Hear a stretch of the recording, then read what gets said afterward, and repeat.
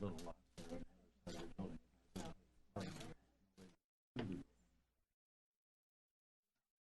Yeah, the structure's way better. Yeah, parking in the structure. I know. I park right here.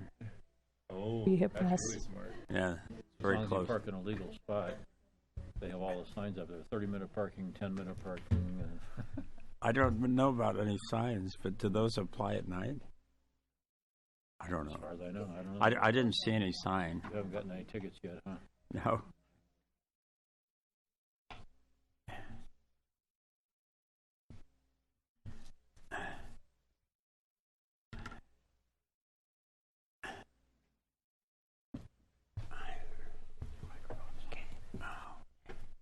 I think we have a quorum, so we shall go ahead. I believe Director Fox will be joining us shortly. I'll call to order this February 28th, 2018 meeting of the Canelo Open Space Conservation Agency. And will you all join me in the salute to the flag? I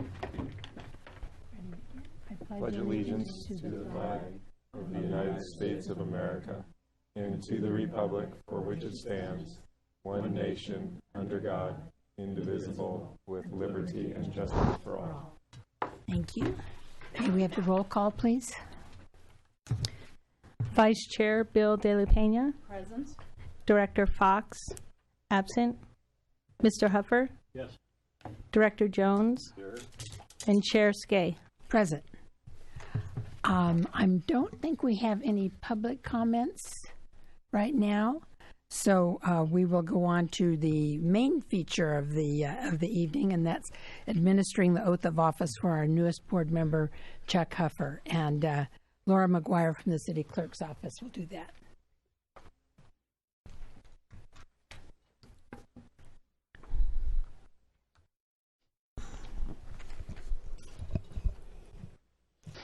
Please raise your right hand.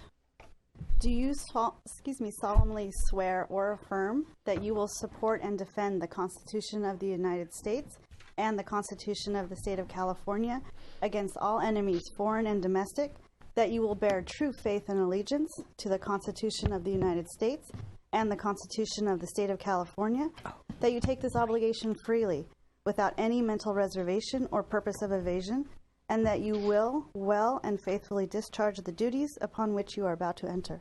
Yes. Thank you. Thank you.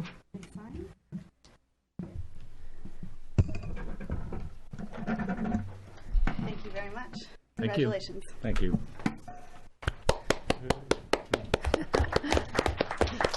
For you too, yes. Yes. Well, thank you very much, and welcome, Chuck. We're delighted that you are our newest COSCA member. Let me give a little background. Chuck is, of course, a member of the Canelo Recreation and Park District Board. He's been, since 2017, December 2017, the board appointed him to be one of their two members on this board. He was first elected to CRPD in November 2012, and he served as chair in 2016. He's a retired financial planner who has lived with his late wife, Gwen, in Thousand Oaks for almost 40 years, so he's one of our near originals. Chuck and Gwen raised their two kids in Thousand Oaks and were active runners in the open spaces and everything involved in youth sports, especially soccer. He's been involved with AYSO for over 25 years, serving on the board of directors for Region 9, and still serves as a respected referee. He also served as a resident on CRPD's community focus groups, helping to design Caneo Creek Park and Sopwee Trails Community Park. And he will be filling in the COSCA board member seat formerly held by Joe Gibson. So we miss Joe. Joe stepped down from COSCA. He's still on the park board, but he stepped down in December after serving here for 11 years. He has been, 9 years. 9 years. Joe served on CRPD board for 20 years, serving as chair 4 times.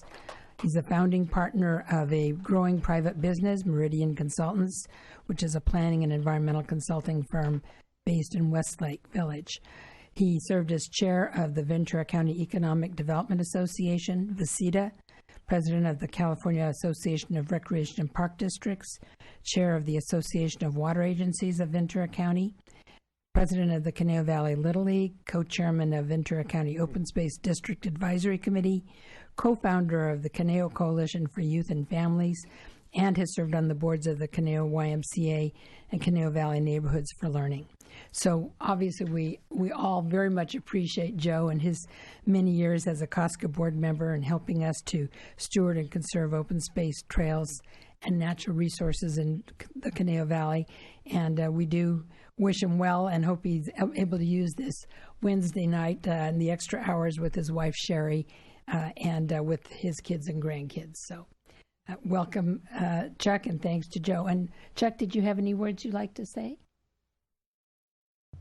Well, I just look forward to serving the community through the board. As you said in the remarks, I've gotten to know some of the trails, but I'm hoping to learn more about the trails here. So I am pleased to join you folks. Very good. Next up is our Trails Advisory Committee reports. First, we have Steve Bacharach on the 2018 Canelo Open Space Challenge. Hi, Steve Bacharach, Chairman of the Canelo Open Space Trails Advisory Committee. Director Huffer, I have just a thing for you to get you more familiar with our trails. The Canelo Challenge, this is our 7th annual one, and there are 10 trails. You try to complete them all in a 3-month period, on horseback, running, biking, whatever. And I picked trails all in our different open space areas except for Wildwood. Last couple of years we've stayed away from there, but everywhere else. And the response has been great. We get several dozen people per year, 50, 60 thereabouts. Awareness is the main goal, but there's donations. We have several sponsors locally providing prizes for our end of the party event at the end of it. So I'm excited to get started again tomorrow. It's on the website through the city, I'm sure, and through COSCA as well. So very good. Thank you. Any Mr. questions? Bacharach, any questions? Thank you very much. All right. Thanks. Next up, Elaine Hagan on the COSCA Volunteer Corps activity. Yes. Hi. Yes, Elaine Hagan. Thank you, Chair Skay and directors. I am the president of the Canelo Open Space Foundation and a Trails Education Days volunteer. You found cards on your desk for Trails Education Days, which is coming up April 23rd through 27th. Director Huffer, as a new board member, we hope that you'll be able to come and check out Trails Education Days one day. Everyone on the dais has done that, or everyone on the board has been able to do that, and so we certainly hope you'll be able to as well. The foundation takes great pride in raising funds to support Trails Education Days every year, and this year we were very pleased to receive a substantial grant that was quite unexpected from Edison International. And we also regularly receive grants from the Thousand Oaks Event Endowment group, and we truly appreciate both of those things. COSTAC members Melanie Ashen, Kira Krukowski, and Christina Richardson are handling most of the planning and organizing this year. It's not a hard job to get everybody organized because volunteers love this program and they come back year after year. And more importantly, we attract new volunteers every year. Anyone who's interested in becoming a volunteer can find the details and contact information at the Canelo Open Space Foundation website, which is cosf.org/volunteer. Anyway, thank you all for your support and your enthusiasm for Trails Education Days. And again, we'd love to see all of you down there this year. Thank you. Thank you, Ms. Hagan. Any questions? Very good. Thank you. We have our consent calendar from our meeting of September 13th. Do I have a motion or Move approval. Okay. Second. Any change? No.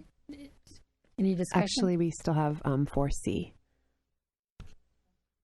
Sorry about that. My mistake. Thank you. I skipped over. So I need trails. Elaine, I think you're back up. No, Anna Huber, COSCA volunteer activity.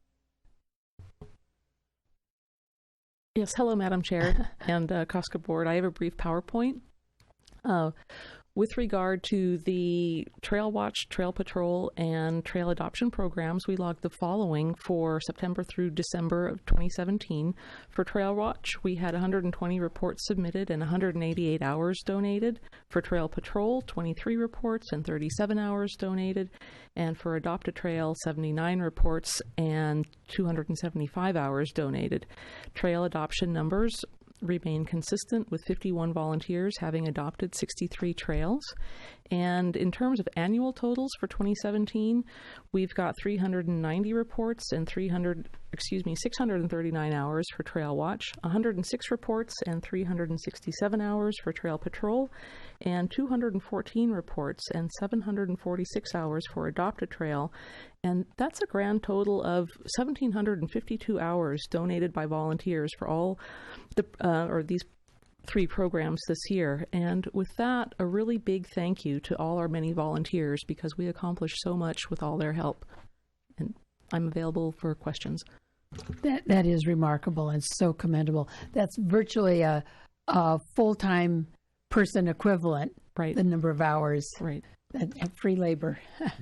So great. Any other questions or comments? Yes, Director Huffer. Just briefly, I'm familiar with the Adopt a Trail, but could you just in 30 seconds explain to me what the Trail Watch and Trail Patrol are?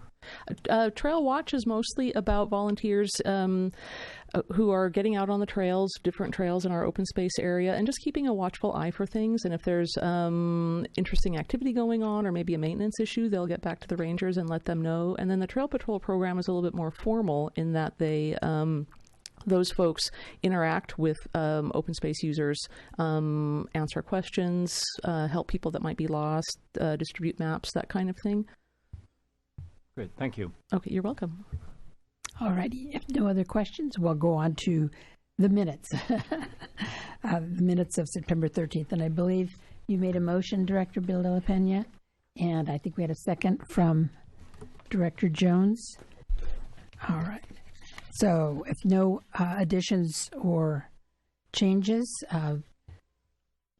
please say aye if you approve the minutes. Aye. No nays. Very good. Next up is election of chair and vice chair. Hard to believe a year has gone by. Thank you, Ms. Madam Mason. Chair and members of the board. The COSCA Manual of Procedure states that the COSCA board shall elect a chair and vice chair at the first regular meeting of the year. As you know, Directors Skay and Bill de la Pena are chair and vice chair. And a 10-year history of the chair and vice chair positions is included in your packet. I'm available for questions. Do we have a question or a motion? Sure. I'll move that we reappoint Chairperson Skay to serve as our board chair for 2018. I'll second the motion. Okay. Any other nominations? All right. All in favor, please say aye. Aye. Aye. Any nays? Abstentions?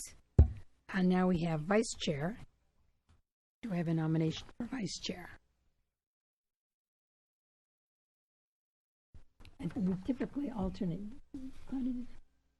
Yeah, we typically alternate, so it would be either Mr. Huffer or Mr. Jones. And I'm not sure if Mr. Huffer, being brand new, whether he would be comfortable with being vice chair. It's a lot of pressure. So I'd You're think the newbie. long and hard before you answer that question. All right. Is there a timer or something? I would defer to Director Jones since he has been in this position for some years. Very good. Okay, then I nominate Director Jones. All right. And I'll second that. And it's been moved and seconded. No other nominations. All in favor of Director Jones as vice chair, please say aye. Aye. No noes or abstentions. Excellent. We have our 2018 COSCA Board of Directors meeting schedule to approve. Ms. Mason? Thank you, Chair Skay. The COSCA Board of Directors meetings are held quarterly at 6 p.m. on the second Wednesday of the month. Special meetings are scheduled as needed.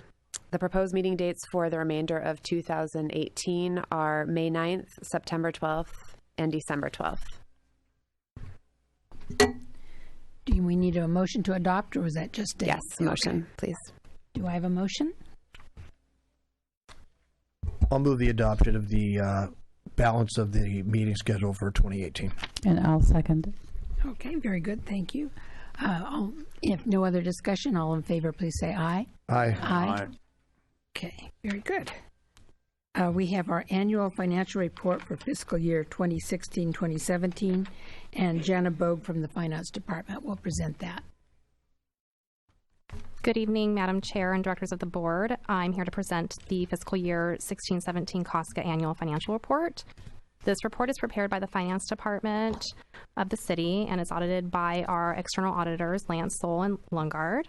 I have some brief highlights of the financial reports. For June 30th, 2017, the net position was $76.2 million, and of that, 74.8 was invested in capital assets, mainly land, and the balance of 1.4 million is restricted for future acquisitions. The open space maintenance costs were 1.3 million, which was covered 50-50 by the city and by CRPD. There were some slight increases in expenses from the previous year due to salary and benefits and some trail maintenance. And there were 2 land donations for last fiscal year, Morro Circle and the west side of Dos Vientos. The rental income was approximately $70,000, which comes from leasing the land for satellite space. Those are the general highlights, and I'm available for any questions that you may have. Any questions for Ms. Vogue? If not, then I think we need a motion to receive and file. I'll move we receive and file. And I'll second. All right. No other discussion. All in favor, please say aye. Aye. Aye. No abstentions. Thank you very much, Ms. Vogue. Appreciate your help. We next have always a very welcome item, authorization to accept open space donation of approximately 0.36 acres in the Southern Ridge area from the Walter R. Kiersey Trust, located 1/2 mile south of Lynn Road and 600 feet west of Venture Park Road. Ms. Huber? Thank you, Chair Skay, and I have a brief PowerPoint. In November 2017, the Kiersey family contacted COSCA to inquire about the possibility of donating a piece of property that had been in their family for several decades. And as you mentioned, the parcel is located about 1/2 mile south of Lynn Road and about 600 feet west of the Venture Park Fire Road. And it's situated adjacent to the northern edge of the pending Rasnow donation in the Southern Ridge open space area. Here, the subject parcel is highlighted in yellow. The blue shaded area is the pending Rasnow donation, and the green shaded area is existing open space. The parcel is a little over 1/3 of an acre and supports mature chaparral and coastal sage scrub plant communities.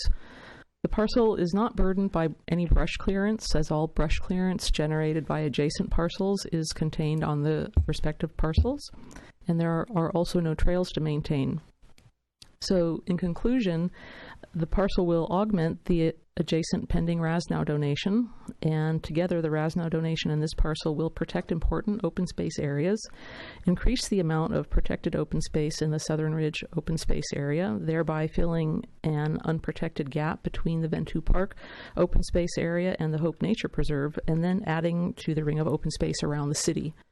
Therefore, staff recommends that the Board of Directors authorize staff to accept donation of the Kiersey property as public open space. And I'm available for questions if there are any. Are there any questions on this donation? Yes, Director Bill Pena. Thank you. I was wondering whether what prompted the trust to donate the land to the city or COSCA? I believe they were just trying to close a trust, and they wanted to donate it to a local conservation agency. So they looked online and found us, and so inquired. Were they aware of the pending Rasnow acquisition? It didn't sound like it when they contacted us, no. Thank you. So very fortuitous. All right. Do I have a motion to accept pending approval of the title report? Also moved. Moved by Director Jones. I'll second. Seconded by Director Huffer. Any other discussion? All in favor, please say aye. Aye. Excellent. This is great, and hopefully this is the sort of thing that I think over time more and more holders of these very small parcels, especially in the Ventura Park area and, maybe the Southern Ridge, will see that this is a good avenue to dispose of property that they realize they really can't do much with and would be better off in the open space hands. Yes, Director Jones? Yes, you're saying that they weren't aware of the RASNOW and perhaps other donations in that area. Do you think that we might encourage other people who have parcels that are not useful to them, that are in the immediate vicinity of other open space, if we had some way of advertising or making it known to the general public? In other words, if they knew that they could be like killing two birds with one stone, getting rid of something they won't have to pay taxes on anymore, and at the same time, adding to a open space area we already have, that might be helpful. Would there be any way to advertise or get that information out? Yes, well, interestingly, we had actually sent out a letter to a number of the high priority parcels in the priority list that the board approved last year. We sent it out at the end of last year, but we didn't send it to this property because it wasn't.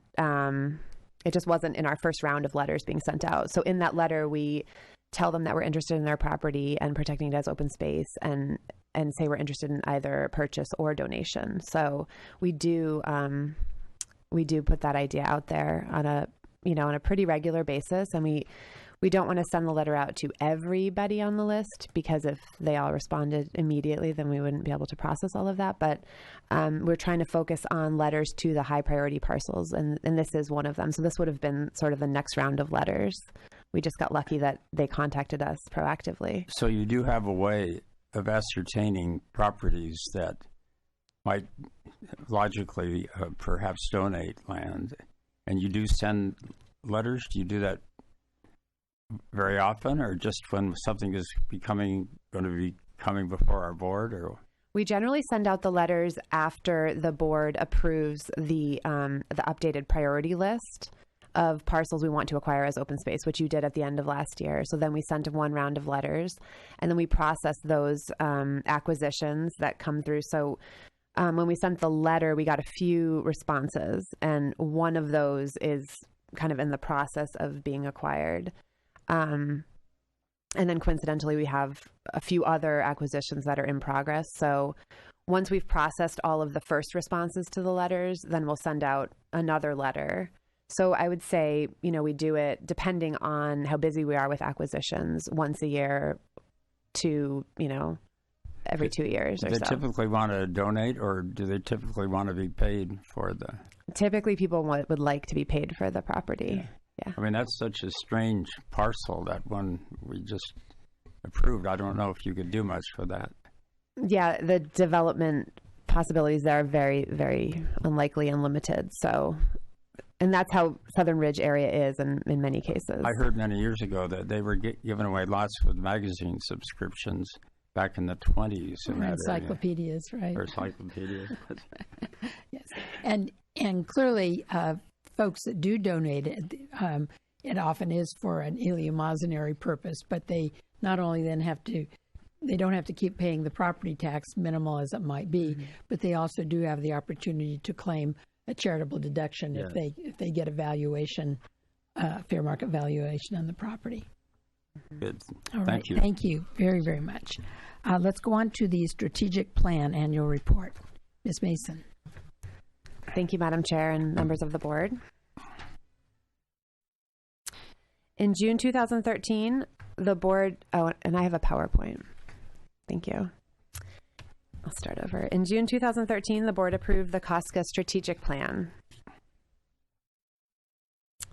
At the heart of the plan is the implementation actions table, which lists the actions needed to accomplish COSCA's objectives and the anticipated timeframe for completion. The original implementation table is included in your packet as attachment 2 on page 46. As recommended in the strategic plan, attachment 1, beginning on page 38 of your packet, identifies progress made on action items in the ongoing and years 1 through 4 timeframes. I'd like to note that a number of the years 1 through 4 actions are still noted as future actions. Staff is evaluating these and will return to the board later in the year with a recommendation regarding priority level and realistic timeframes for completion. Generally, when strategic plans are written, they're pretty optimistic, so we anticipated that we would have to modify some of the timeframes. So we'll get back to you with those revised timeframes.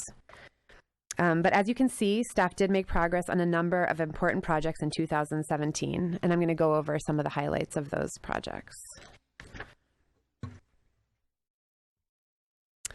As you'll remember, in early 2017, the 80-acre Rasnow acquisition was approved by the COSCA board and by City Council. This was the result of years of work and negotiations between COSCA and the Rasnow family. This acquisition will preserve 80 acres of open space, will protect 3 miles of the public Los Robles Trail, and it closes a gap, as you can see, in the ring of open space around the city. The blue, of course, is the Rasnow acquisition that's proposed, and then the green are existing open space areas, the Ventu Park Open Space and Hope Nature Preserve. So it closes that gap there. And that land acquisition is still in progress. This slide shows a 0.32 acre parcel adjacent to the Skyline open space that was purchased by the city last year. The ownership of this parcel will eventually transfer to COSCA for long-term management. 4 other acquisitions are in progress. 3 are in the Skyline area and 1 is in the Southern Ridge area. And we're hoping to complete those acquisitions this year. And in September 2017, as we were just discussing in the last item, the COSCA board approved the updated list of priority parcels for potential acquisition as open space. You recognize this map and these colors. The board added 3 small high priority parcels totaling 1 acre in size to the Conejo Ridge area and added 1 new low priority area called Sunset West, which consists of a 4.5 acre parcel and is adjacent to the Sunset Hills open space area.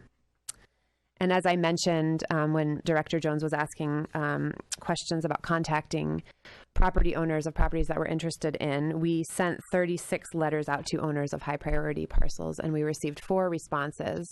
So we are working on moving forward with some of those.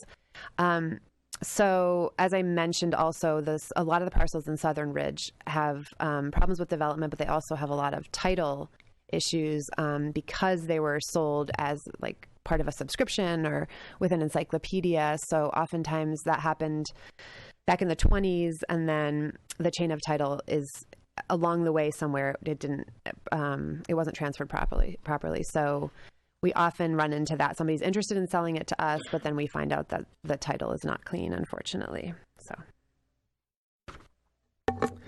this is the homepage of the new COSCA website that was designed and launched by staff.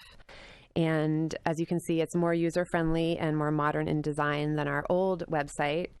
And it's also smartphone compatible. We have increased COSCA's social media presence. We now have over 1,000 Facebook followers, and we try to post 2 times a month or more. And a recent post actually reached 9,100 people, which is pretty exciting. Staff also created this non-native plant identification guide.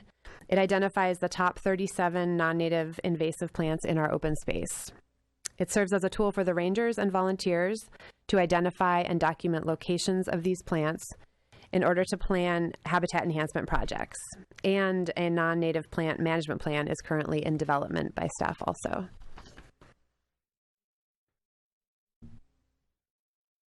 One of our focuses is the health of our open space. And to that end, staff has been actively planning and implementing non-native plant removal and habitat restoration projects throughout the system, including this one in the Sunset Hills open space. And this is a before and after shot. And this was a non-native plant removal project where we removed about a 1/4 ton of the invasive Italian thistle plant. And you can just see how much healthier the habitat looks after all that thistle is gone. Yeah, those Italians invading our land. This is a restoration project in the Conejo Canyons area in which volunteers and staff placed seed balls that the volunteers and staff had also made and planted cactus paths to eliminate this illegal road cut and restore the native habitat there. This is also in the Conejo Canyons, another restoration project where they did the same thing with the seed balls and the cactus paths. And this was to close a trail shortcut and restore the habitat.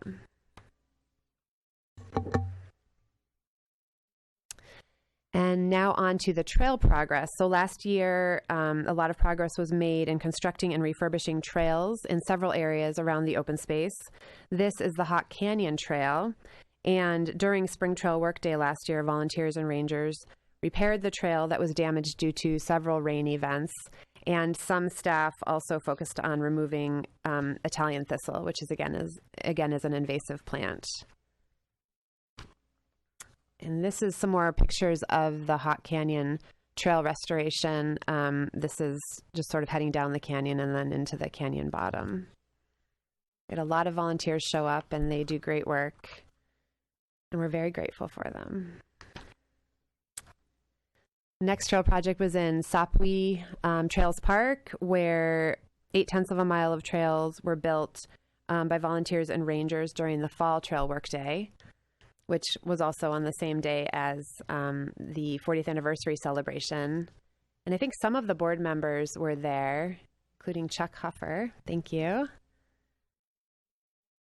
And okay, so we celebrated COSCA's 40th anniversary, as you know, throughout 2017, and it culminated with a big celebration in October after Trail Workday, and you'll see a video of that whole day of celebration later. And those are cupcakes.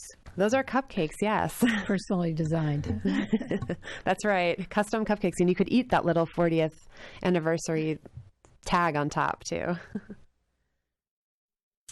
And these photos show two of several outreach events we did in 2017. The first is at the Arbor Earth Day booth manned by COSCA Ranger Carrie Stav and COSCA planner Anna Huber, who's sitting up here with me.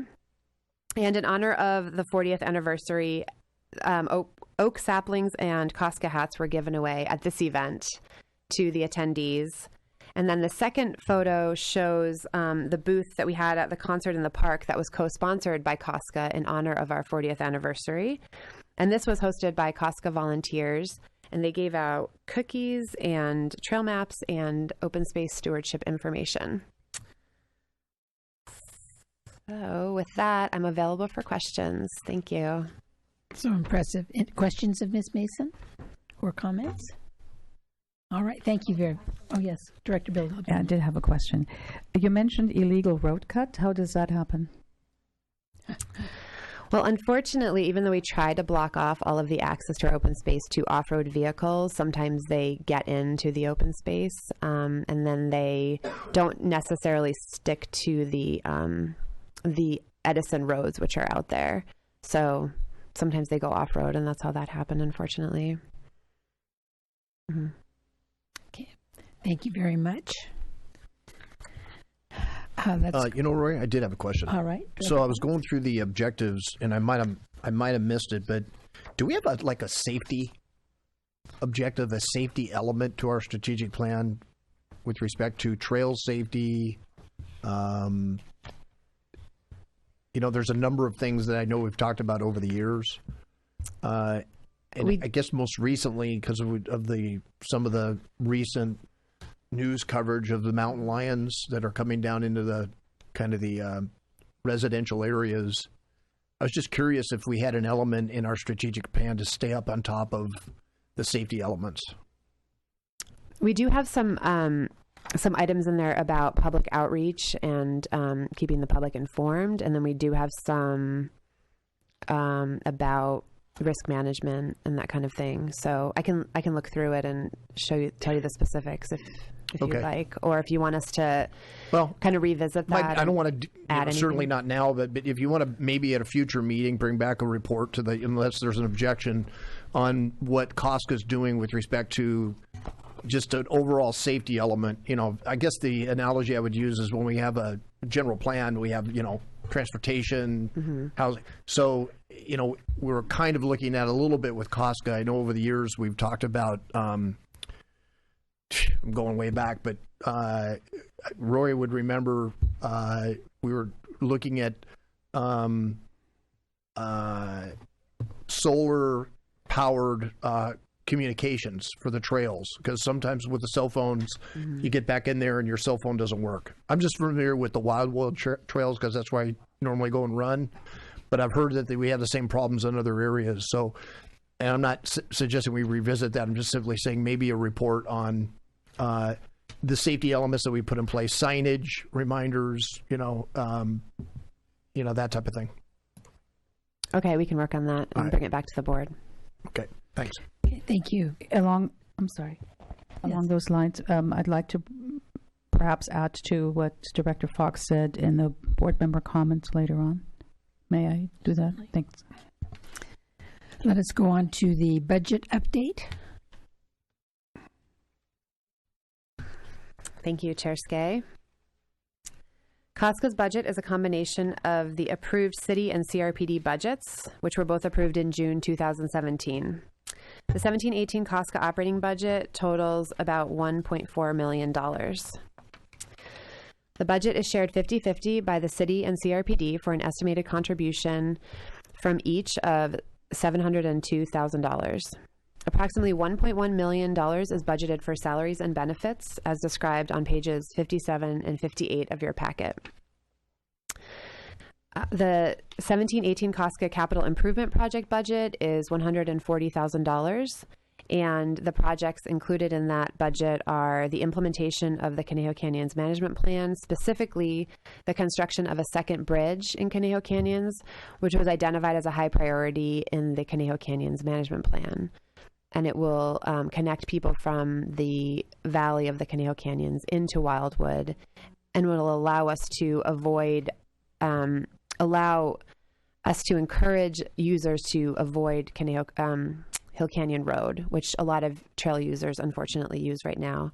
So it'll take them around, and then they'll just have to cross the road to get into Wildwood. It'll also hopefully eliminate some of the pressure on the trailhead at the end of Arbalace and Wildwood, so people can be directed down into the Hill Canyon parking lot instead. The other projects included in the capital improvement project budget are trailhead improvements, kiosk and overlook bench installation, and drainage improvements. And I'm available for questions. Any questions on this topic? Thank you. Let's, Mr. Kuba, why don't you go on to our 40th anniversary event and the Trail Workday slideshow. Thank you, Board. We actually have a video that was produced about the event, the birthday party at Sopwe. We'd like to show that now. And it kind of explains a lot of the stuff. It does say that the Sopwe Trails Park is a CRPD project, and we'd all work together to get big projects like this done, and the city's been helpful with it, and we decided that we would celebrate the COSCA 40th at that same time. So here comes the video. October 21st, 2017 marked the 40th anniversary and biannual Trail Workday for the Conejo Open Space Conservation Agency. To celebrate, COSCA broke ground on its newest development, Sopwe Trails Community Park, in the Lang Ranch area. Over 230 volunteers joined COSCA rangers to cut new trails into the virgin land. Well, when we started working, it did not look like a trail. Bushes were cut off, and we wound up having to chop away and level it out so we have a good trail. I like doing trail work because I like using the trails myself. Happy 40th, COSCA. Thank you so much to each and every one of you for working today, and I know it was hard, for your support over all these years and all these trails and all these acres of open space. The community is what makes the Conejo Open Space Conservation Agency work. Your support is outstanding. And it is hard to believe it's been 40 years. It was sort of a very innovative and novel approach to managing open space, and we give all credit to former General Manager Tex Ward and the Caneo Recreation and Park District Board at that time, and the City Council at that time for agreeing to form a whole new way to govern this open space that was being acquired. We believe in Sapui Trails and what it represents. To have this much open space, this many user groups and so forth being able to take advantage of this. In the development of this park, be providing off-street parking and signal improvements, parking lots, restrooms, bridges, neighborhood park off of Herbs Road, bike pump track, disc golf course, cross-country course, outdoor education areas, and members of the entire community will enjoy this park for many years to come. I want to thank you all, as been said before, for being here, being involved in your community in preserving and taking care of open space. Again, we're blessed. Having been an elected official and a representative of you, the people, for 15 years, nothing really gives me greater pleasure than to make decisions about open space, because open space is one area where all sides can agree. Thank you very much for being volunteers, for putting all of these hours into building trails and making repairs and taking care of our wonderful environment. Because without all of the volunteers and the volunteer hours, our city wouldn't look as great as it does. So on behalf of the City Council and the 130,000 residents, I want to thank you so very much. Congratulations on your 40th anniversary, and here's to many more decades of enjoying our surroundings. The Sapui Community Trail Park is made possible by $6.23 million in grants and donations funded through the City of Thousand Oaks, the Santa Monica Mountains Conservancy, and the Conejo Parks and Recreation Department.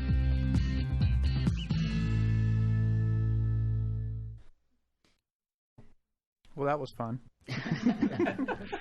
Especially the cupcakes. That was, I think, a good representation of the party, and I think it hit all the points of what we were doing with the 40th anniversary. So, any questions about the 40th? Any questions? Yes, go ahead. Did you use the drones to shoot the aerials? Yes, TOTV used drones. Okay. So that video was produced by TOTV, and we're really grateful. How many drones do we have? Just one. Okay, thank you. For a good purpose. Okay, Matt, why don't you go on to ranger operations and maintenance activities? I shall. Thank you very much. So I do have a PowerPoint, and so the ranger report for since September, we've been anticipating rain. Hasn't happened, but we're anticipating it and been working hard on the V ditches and such, getting ready for it. For an information item, due to the ongoing dryness out in the open space, we have made a decision to remove 7 barbecues and 2 fire rings from Wildwood. Those are the only barbecues that we have on our open space. We will be maintaining the large barbecue at Picnic Ground 4 for our own programs, but we feel like this is a good thing to do moving forward, and will help save on maintenance as well. I'm going to cover significant activities in this report, and to me, significant activities are things that are outside of the ordinary of small graffiti cleanup or small bicycle jump removals or small plumbing repairs. So it involves something where you have to go back and get equipment. So I want you to look at this picture. That's a 3-inch line at Wildwood. So when a water line breaks at Wildwood, it's pretty significant, and it does take quite a bit to repair it. And this is one of the activities that shouldn't be happening. Some off-roading that happened in the Canelo Canyons area last month. The vehicle was actually on a single-track trail and went off, and it took about 3 days for it to be removed, and it created quite a kerfuffle with the regular users. They saw it there, and so I got many phone calls, and it was finally pulled out. And we have buttoned up many of the accesses for off-road vehicles into the open space, but sometimes the locks are cut or they find a different way in, and so sometimes that happens. So that's how the off-road vehicles get out there. The Rangers participated in 11 search and rescue incidents, and that's, when I say a rescue incident, that means that they had to call in the sheriff, or the sheriff called them to come and help. The Rangers do first aid. They will transport people out if it's really hot or they have a minor injury. They will help them out. But 11 search and rescue incidents since September. We had 13 homeless encampments that were noticed, meaning that when they are approached, we either contact the person that's living there. We give them a piece of paper that notices that we're going to come in and clean up the camp. The Rangers then come in a few days later, clean up the camp, and this is what the camps typically look like. We had 8 incidents of illegal dumping, and that means, once again, where we had to go get another truck or another Ranger or a stake side or a dump truck to remove the material. There were 9 party spot cleanups. I mean, we're constantly cleaning up after the public, but this is a pretty significant one. But if you thought that one was, if you thought that one was significant, yeah, we're not sure what was going on there. We had 8 major incidents of graffiti. As I was looking up the graffiti pictures, there was hundreds and hundreds of graffiti pictures. The Rangers take a photo of every single graffiti that they do, but the ones I'm showing you here were significant, where we had to bring in a pressure washer, and this is above Paradise Falls. I blocked out what it says because we don't want them to get the notoriety. And that's one of the Rangers scrubbing a rock. If you notice, there's a rope attached to the Ranger, and if you also notice, that's above Paradise Falls. So a couple of our Rangers are very, very good rock climbers, and so they kind of thought that would be fun to do, to go clean up the rock, and it needed to get done, so they did it. And it makes for dramatic photos. We removed 9 major trees that were blocking trail access, and this one is the luckiest tree in the Canelo, or luckiest bench in the Canelo Valley, if you notice it underneath the tree there. And the Rangers are very adept at chainsaws and will typically deal with a tree this size just with a couple of them. And they're pretty good at falling trees. So. Oh, and this cute picture, that means it's the second to the last. That's all of us at the 40th, so I thought that'd be a nice photo to have. And of course, a sunset to finish with. Hey. And that's Lang Ranch Open Space from the Visit Canelo Valley website. I'm available for questions. Questions? Comments? Yes, Director Huffer. 2 quick questions, Matt. First of all, do we have a formal way, as people are using the trails, the open space, to report something like where there's fallen trees or the party area or something like that? They do email and phone calls. Also, our Trail Watch program, they fill out a trail report, and that is immediately sent to all of our Rangers, myself, and the Rangers read those daily. So if the Trail Watch Patrol or Trail Patrol finds something, we know within 24 hours. Okay. And then my second question, you had a slide mentioned briefly about the homeless encampments. Are there areas that they'll seem to concentrate in, or is it scattered throughout the open space areas? It's scattered throughout. We have areas that we patrol specifically for it where it's more common. But we're on constant lookout for it. The sheriff and the public also let us know. Thank you. All right. Anyone else? Yes, Director Bill Dillon. Yes, my question too is about the 13 homeless encampments. Are they, obviously they're reported to authorities, and have you seen an increase? Is that the average number of homeless encampments that you've seen, or is it up, is it down? From when I was a Ranger 20 years ago, we knew most of the people by name. They knew me by name. We don't have that anymore. There's so many, and it's dramatically different than when I was a Ranger, yes. So can you give me a time span, perhaps? Is it 10 years, 15 years, or?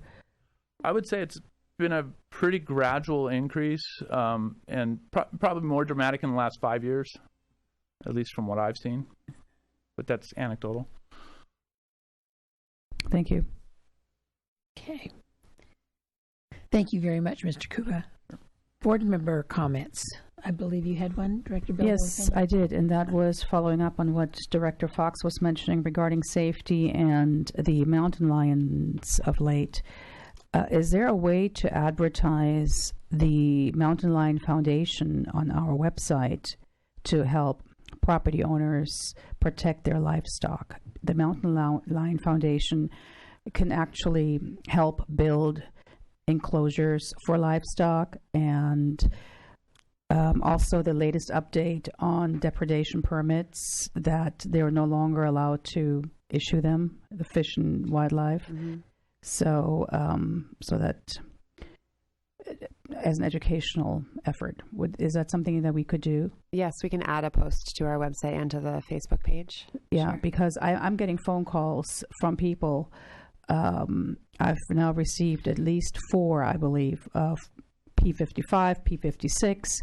My goats are dead. My horse has been attacked. No, this is miniature horse that's dead. We are in their habitat, in the mountain lions territory, but I think we do need to make a greater effort to inform property owners abutting open space, to give them the tools that they need. Namely, they can call someone, they can get help with getting enclosures and all that, and rather than calling or emailing the council members at all hours of the day. So, of that's course, a very good suggestion, Director Bill de la Pena. Uh-huh. The Mountain Lion Foundation and National Wildlife Federation both have tips on, and especially the foundation, they have designed and can tell you how to get or build complete enclosures, and that's the key. If you have hobby animals, llamas or goats or whatever, it can't just be in a corral. You either need to be in a barn at night or with a roof, a mesh roof, chicken wire, whatever it is, on top, because the critter and coyotes can climb fences very easily. So a very good suggestion. Let's see what we can do. Any other board member comments?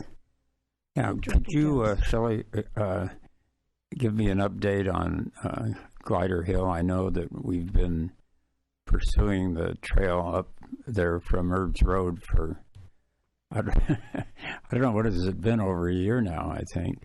And are we near completion where the horse people can actually go up the hill now in safety, or what? We are still moving the process forward. We are making progress. It all depends on the people who are granting the easements, of course. We had some issues with quitclaim deeds because it's not just a direct purchase or a direct donation of an easement. There are other items that are involved in the transaction. So some of those are kind of what have held up the process. But I think we are making progress, and I hope that it'll be done. Well, I think there were 2 key properties, weren't there? And we make arrangements with one property, but we still have another one. That If I could just interrupt briefly, perhaps, Shelley, we can put this as an item on the next agenda, and then we can fully brief the board as to the progress on this. Sure, we can give a progress Since it's not on the report at agenda tonight. meeting. Yeah, well, I don't know. What can we talk about under board discussion? Can we? Is that improper for me to? I just wanted to. Is probably okay, but it was starting to get into into such detail that we hadn't agendized it. So, Sure. Well, why don't we put it on the agenda for September then? Sure, we'll do that for May. I mean, it's been a long time. It has. And Sometimes these things take a while. Yeah. Well, I know the public is wondering why it's taking so long. So we'll put it on the agenda for the next board meeting. Well, I hope we can do something before September, though. Well, our next meeting is in May, actually. Oh, May. Yeah. Okay. Let's do something in May then. Okay, Rory. All right. Yes, Director Bill de la Pena. In terms of things taking a little bit longer, just as a reminder, Director Jones, the Erasmo acquisition, it's been 5 years in the making and it's still not done. So just to put it in perspective. So we have to develop patience, right? Yes. I'd like patience Property right now. transactions are rife with issues sometimes. All right. Well, I think if there are no other board member comments, we do have a request for a closed session. And Ms. Lieberman, will you announce the citation? Thank you. Yes, I will. So it's a conference with real property negotiators involving property assessors parcel number 673-0-270-120. The agency negotiators are Shelley Mason from COSCA and myself, the COSCA attorney. The negotiating parties are George T. Smith. Under negotiation is price and terms pursuant to Government Code Section 54956.8. I do not anticipate having anything to report at the conclusion of closed session. Okay, thank you. We will then adjourn until our Wednesday, May 9th meeting and go into closed session. Thank you all very much.